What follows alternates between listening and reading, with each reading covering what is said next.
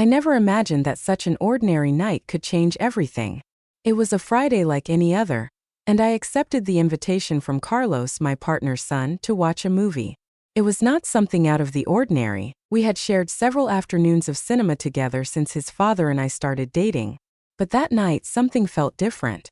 Perhaps it was the choice of a movie that neither of us seemed really interested in watching, or perhaps it was the first time I noticed his presence in a way that I could not ignore. Carlos was 24 years old. He was an athlete, with a contagious energy and a smile that seemed to illuminate the room. I, at 46, had always felt comfortable with myself and enjoyed the company and interesting conversations, but I never expected his attention to be so intense. We sat in the last row of the cinema, where the darkness was more palpable and the distance with the rest of the audience gave us a feeling of intimacy. First, everything was normal, little doves, soft laughs for some of his comments in the ear. But as the movie progressed, I noticed how his arm touched mine more often than necessary. I thought it was my imagination, but when his hand approached mine, I knew it was no coincidence. I stood still, my heart beating fast. I could have moved away, I could have said something, but I didn't. Instead, my breathing accelerated and I felt an unexpected warmth run through my body. His hand remained close, a light contact that left me breathless. The darkness of the cinema was our ally, and the tension between us became almost palpable. I just closed my eyes. It was crazy, I knew it, but the feeling of his closeness, the curiosity of what could happen, made it impossible for me to break the moment. My body responded before my mind could process it. I bit my lip not to express my nervousness while I felt his presence. The movie went on, but I didn't hear anything anymore. I dared to open my eyes and I saw him looking at me with a mixture of curiosity and satisfaction. No one else in the room seemed to notice what was happening in that dark corner. But for us, the world had ceased to exist. When the movie ended, we sat in silence while the credits rolled. Neither of us said a word on the way home, but the tension was almost unbearable. I knew something had changed. The question now was, what would happen from that moment on? A week later, Carlos sent me a message with a new movie invitation. This time, the movie he had chosen was a drama with complex characters and intense situations. My heart beat faster just by reading the title. I knew what that meant, and so did he. Even so, I accepted it without thinking too much. We meet in the cinema again. We choose the last row. The room was almost empty, which increased the tension between us. From the first moment I felt his gaze on me. The movie began, and the screen was filled with scenes full of emotion. Every whisper, every gesture on the screen seemed to reflect what we both felt. Carlos did not take long to approach. His hand found mine first, his fingers interlacing with mine before slipping through my arm, leaving a trail of fire in his path. When his hand reached my waist, I approached him involuntarily. His breath in my ear made me shudder. "I can't stop thinking about you," he whispered, his voice hoarse and full of something I couldn't decipher. I didn't respond with words. My actions spoke for me. I turned slightly and looked for his lips. The first kiss was soft, exploratory, but soon it became more urgent. I felt his hand on my back, getting even closer. While the movie showed characters facing their emotions, we created our own version in the dark. His hands moved carefully, causing a feeling that I could barely contain. We moved to the rhythm of the movie, our bodies synchronized in a silent dance. The feeling of being observed, although no one seemed to notice what we were doing, only increased the awareness of the situation. When the lights in the rooms turned on at the end of the movie, our breaths were interrupted and our bodies still trembled slightly. We looked at each other, knowing that what we had shared was not just a movie date. The following days were a mixture of anxiety and expectation. Every look that Carlos and I shared at home was full of a tension that only we understood. We couldn't ignore what had happened, so when he proposed another date, I didn't hesitate to accept. I knew that this time there would be no turning back. We arrived at the cinema as if we were two ordinary people. But as soon as we entered the darkness of the room, the facade crumbled. The movie was irrelevant. The real show was between us. We sat in the same last row, the heart beating at 1,000 per hour, knowing that we were about to cross the last border. From the first moment Carlos approached, his lips met mine with an urgency that left me breathless.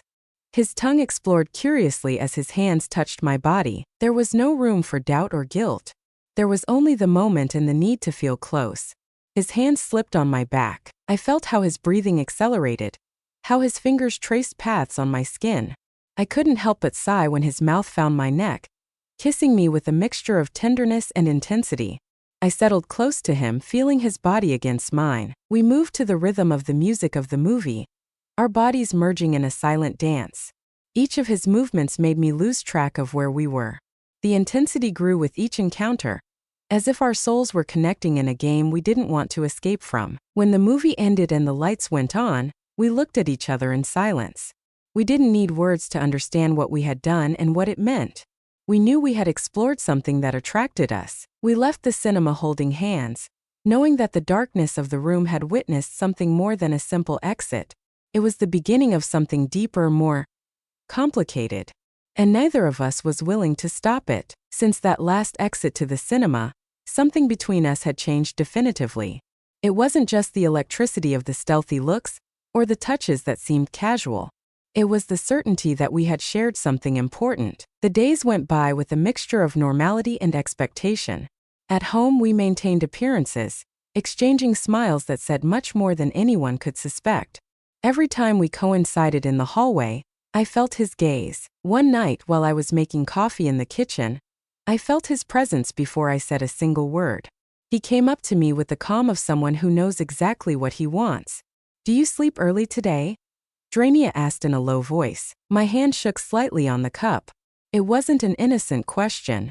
I knew it. I looked at him with bewilderment and I found myself with those dark eyes that seemed to challenge me. "It depends," I replied, pretending indifference. "Maybe we can watch another movie at home." The silence between us grew longer, full of meaning. My breathing became slower, more conscious. The idea was intriguing, but the mere possibility made me shudder. I sat down without saying a word. That night, when everyone was sleeping at home, I found myself again in his company. There was no giant screen or movie seats, but the atmosphere between us was the same, dense, enveloping, inevitable. He turned on the TV and let the movie progress, but neither of them paid attention to the screen.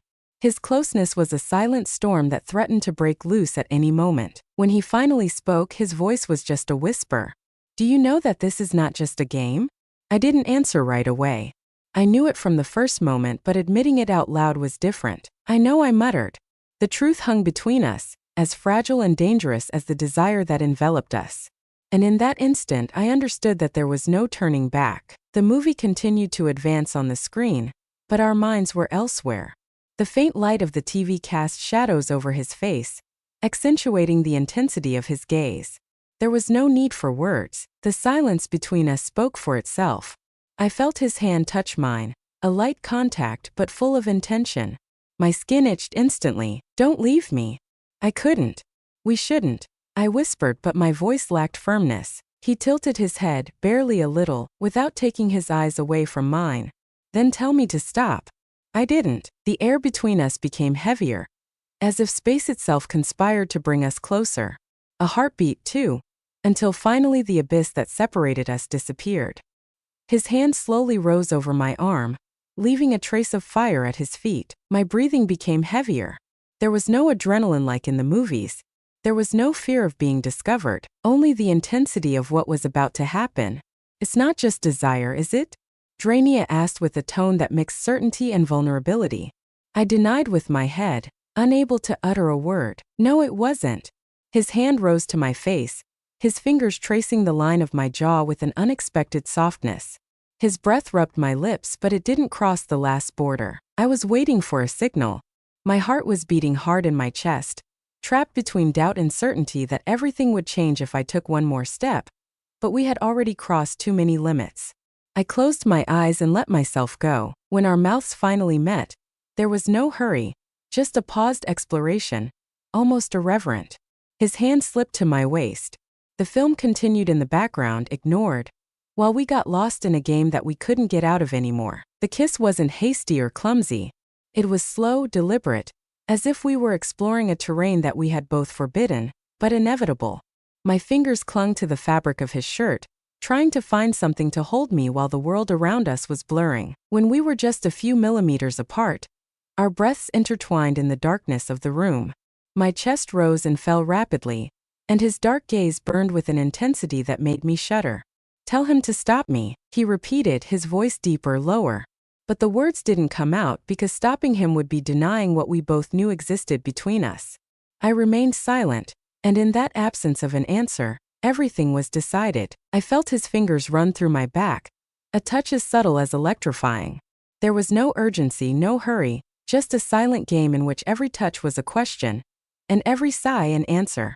The film came to an end on the screen, but we were still trapped in our own story. Outside, the world was still spinning, unaware of what was happening in the darkness of that room. There were no words when we finally moved away, when we looked each other in the eye with the certainty that we had crossed a threshold from which there was no return. I got up first, feeling his gaze run through me as I walked towards the door. I stopped for just a moment before disappearing down the corridor. "Good night, Carlos," I whispered without turning around, but we both knew this wouldn't end there.